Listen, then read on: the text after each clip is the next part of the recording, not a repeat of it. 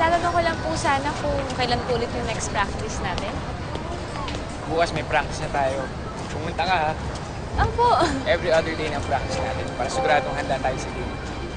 Mag-dress tayo. Mga shooting yung ayusin natin sa pasok. Okay.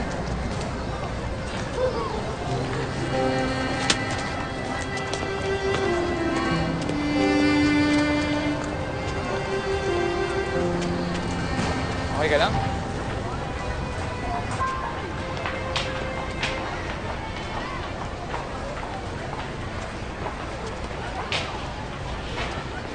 Tita, pwede po magtanong? Sige.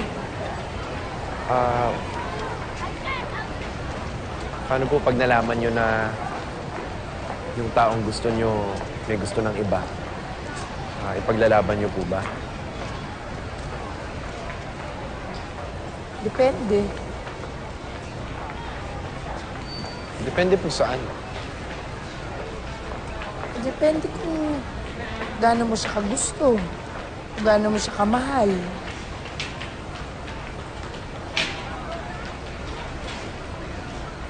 Si Tony tinutukoy mo, ano?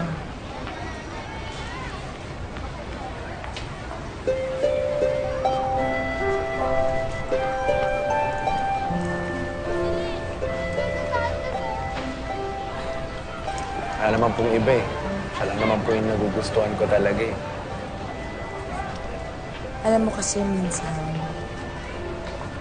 hindi naman importante na yung taong mahal mo, mahal ka rin.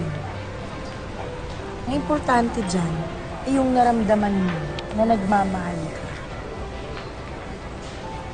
At saka, dapat siguro hindi ka nag-expect na yung pagmamahal mo para sa isang tao, suklian din niya.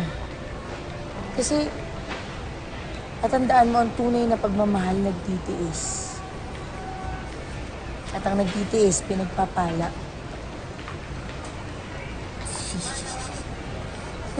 Saan niyo naman po nakukuha yung mga hugot niyo na po yan?